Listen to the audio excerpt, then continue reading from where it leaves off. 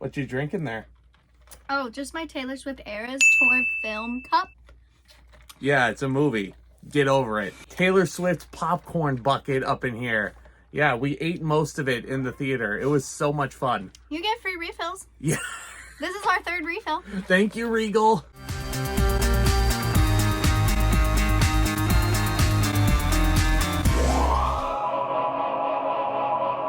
So yeah, Taylor Swift, the Eras Tour is now out in theaters. So obviously I had to bring, all due respect, the biggest Swiftie I know in my life.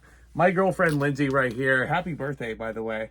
Happy belated birthday at the time of recording this. As she's eating popcorn, you know, she had to wear the turning 22 Taylor Swift t-shirt as well.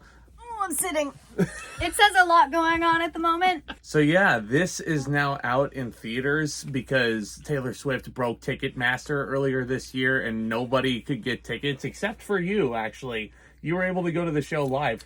I was with a friend, so I was able to get 2 tickets.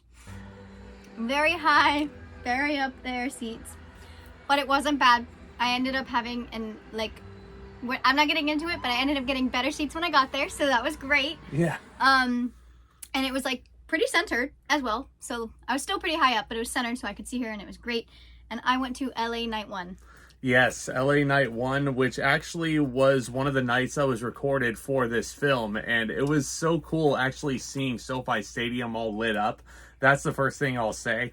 It also, part of me, kind of off topic, made me miss WrestleMania, seeing the SoFi Stadium sign. I was like, oh, I was there. Take me back. I was there. You were there. You actually saw her perform. I didn't because I'm not from LA. No, I could have seen her perform in San Jose, but again, because Taylor Swift broke Ticketmaster, I could not get in. So I'm very glad that this film is actually out there and in the open.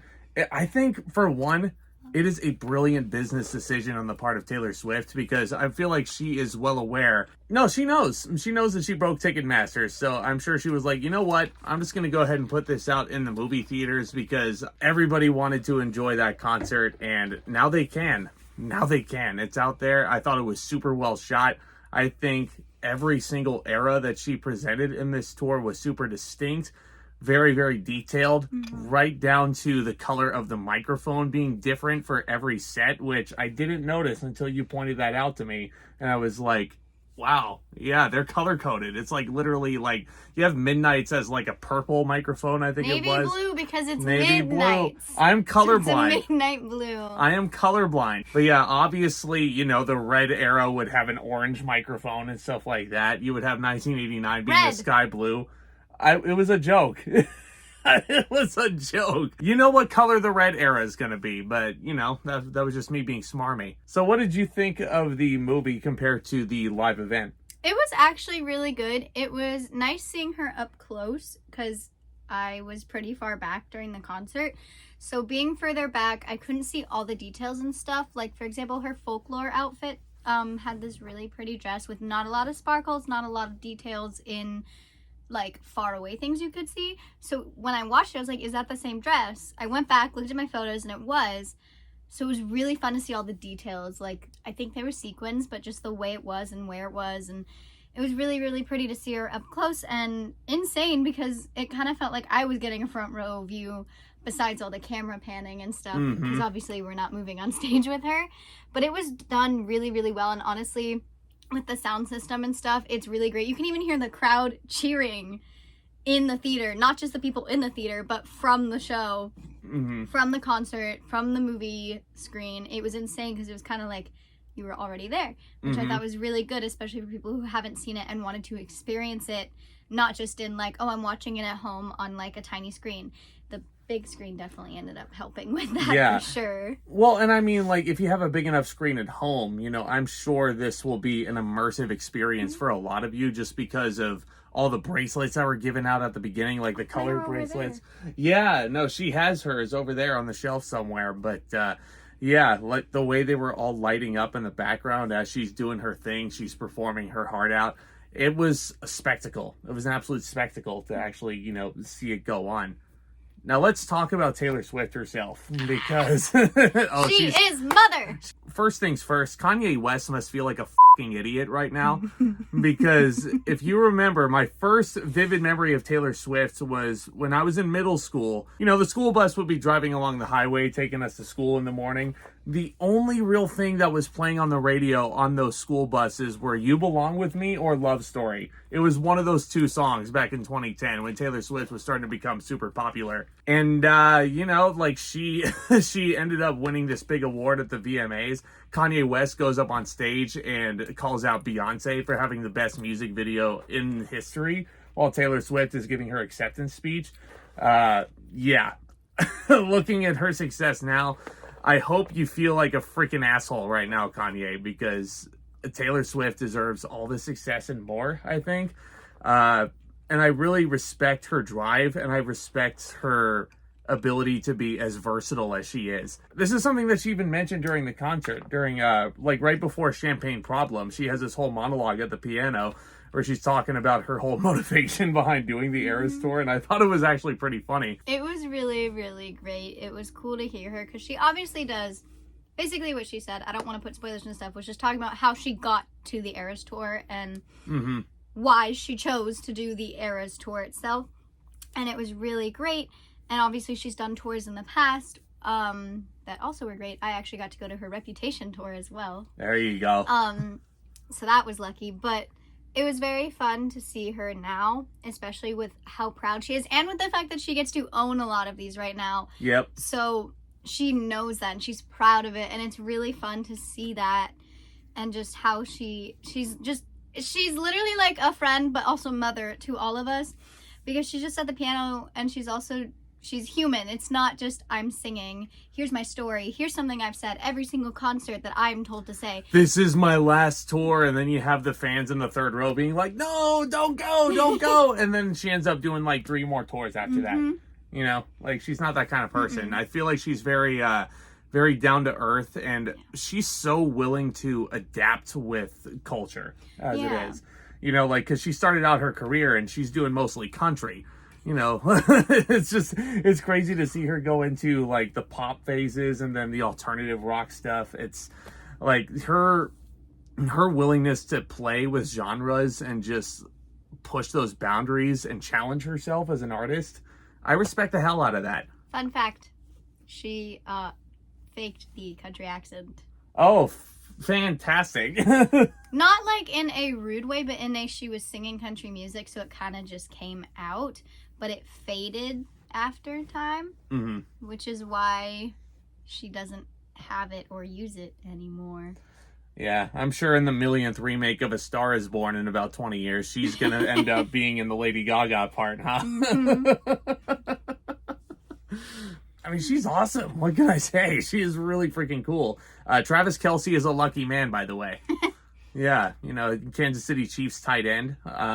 You know, and it's been rumored that Travis Kelce is dating her now. So it's who cares about personal life stuff, though? Who cares? We're here to talk about the Eras tour. So, Lindsey, in your estimation, I'm gonna put you on the spot here.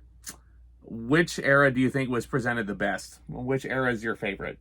I'm not gonna say I was told to say this, but I was told that it's Red in 1989. I know who told you to say that. Hi, Tomas. Oh, yeah, you know what? As Tomas would say to me when I say that 1989 was the best presented era of this concert, he would say, good man. I personally think all of them were represented really well. Specifically the Speak Now era, because she only did one song from Speak Now. Except in that era, at least, her 2 surprise songs for the concert I went to, she sang I Can See You, which is from the vault track of Taylor's version of Speak Now.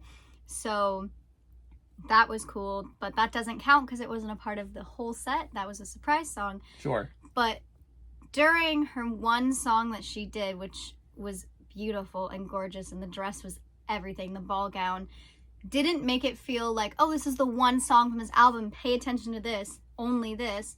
But it also didn't feel like it was hidden amongst the others. It just felt like they were all like pretty equal, and just you were able to experience them even if it was just one song compared to like the 6 or 3 others she did for the other albums and eras. It was just it was really great to have that and just let it feel as important as the other ones. Yeah. And one thing that actually kind of surprised me looking at it, and it didn't click with me until about halfway through the screening. She kind of jumps around chronologically with the eras, so it's not told in chronological order. You're not seeing Love Story and You Belong With Me first. You're seeing The Man. You're seeing Cruel Summer first, which I think is Lover. Yeah, the Lover era was first. Yeah, that was a great opening. Like, it was a good way to get the crowd amped up, I think. Yeah. I think it was laid out really well, and some people might have a problem with the fact that it wasn't told chronologically from that point, but you know what? You got to pace yourself in a concert. Yeah. You can't just have like, oh, yeah, no, it's all this rock stuff, like all one after the other. You're like, you got to have those slow parts in there, It helped with the flow of it, yeah, because if she did it chronologically, her last few albums, some in Midnights have it, sometimes Midnights like ends. It just depends what song she's choosing from then.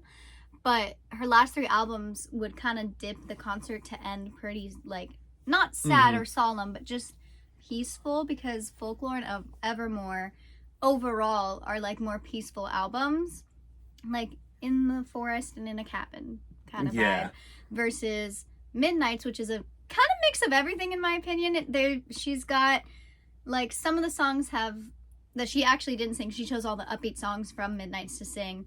Some of the other ones aren't as upbeat, but it's just Midnights was good to end on. Also, it's her newest one, so that makes sense that she ended on that one, because that was a perfect ending in my opinion. But having them at different times and having all different eras just like this helps the flow go very smoothly, so you're not hyped up at the beginning and then sleepy by the end, if that's how you are, or vice versa, or having it just be too crazy. And it was really good to kind of go between things, so then you got time to like be peaceful but then get hyped up again. I mean, it's hyped the whole time, but still. Yeah, and that's something that everybody has been saying coming out of these screenings. And we didn't go to a jam-packed capacity crowd, but I was still looking around and I was still seeing people dancing in their seats, and it was really cool, and it felt like a whole different vibe going to the movie theater this year. And it'll probably be the most unique theater experience you'll have all year long. That is, if you're willing to sit through a 2-hour 45-minute screening of just music the whole time. But I mean, it's just Taylor Swift. It's amazing. It is. No, it's really cool. I think the production value was fantastic. I loved the sets in the Folklore and Evermore Did you know that the SoFi stage specifically makes it easier to see just how SoFi is laid out, but in all the other things, her stage with the diamonds, it's a key to the vault. Yes, it is. Yes, it is a key to the vault. There you go. Those hidden Easter eggs. It was also a really cool gesture of her to give her 22 hat. And I didn't register this until after you had showed me the article. But what happened was after she sang 22, she comes out with the hat and everything.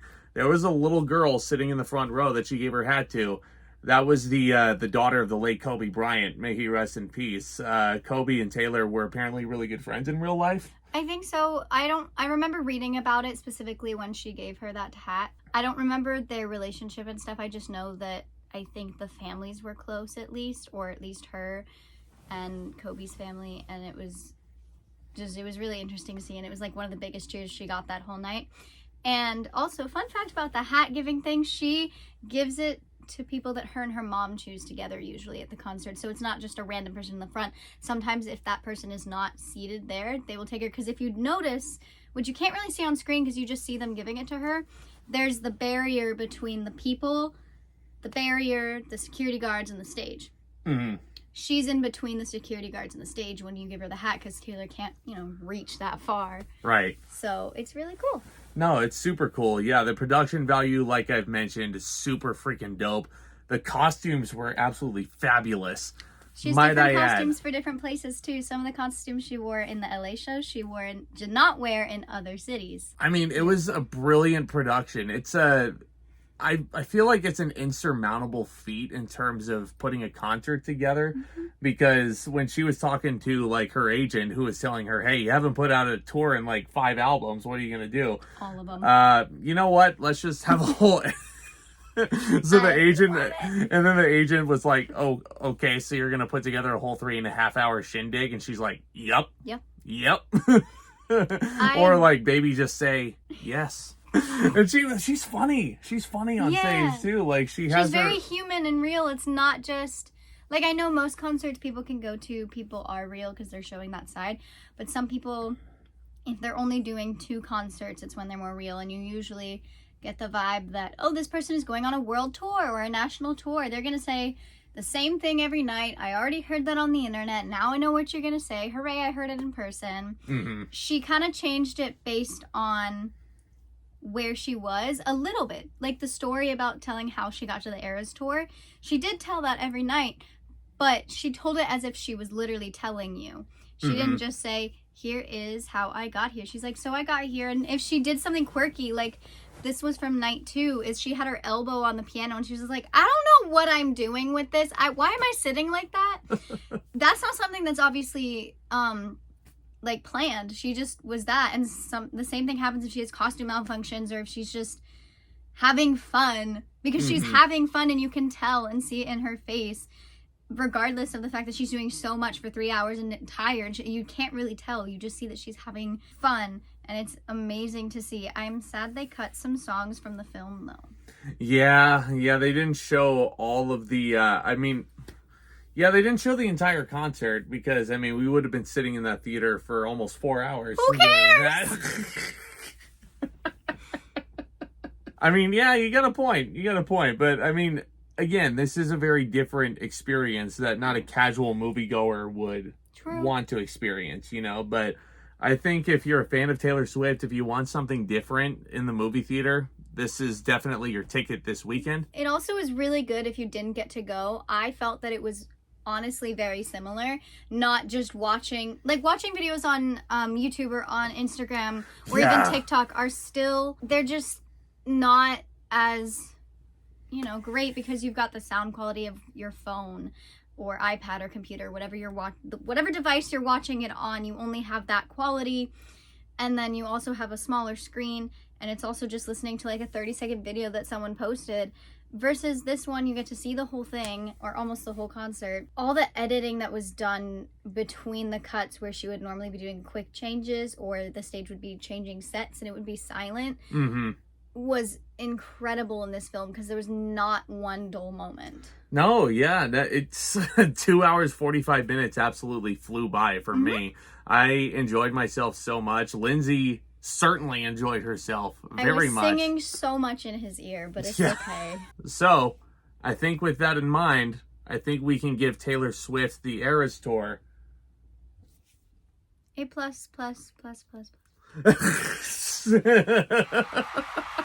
I mean, 2 thumbs up. 2 thumbs up from me. This is it's a great experience that I think y'all should go out and see for yourself.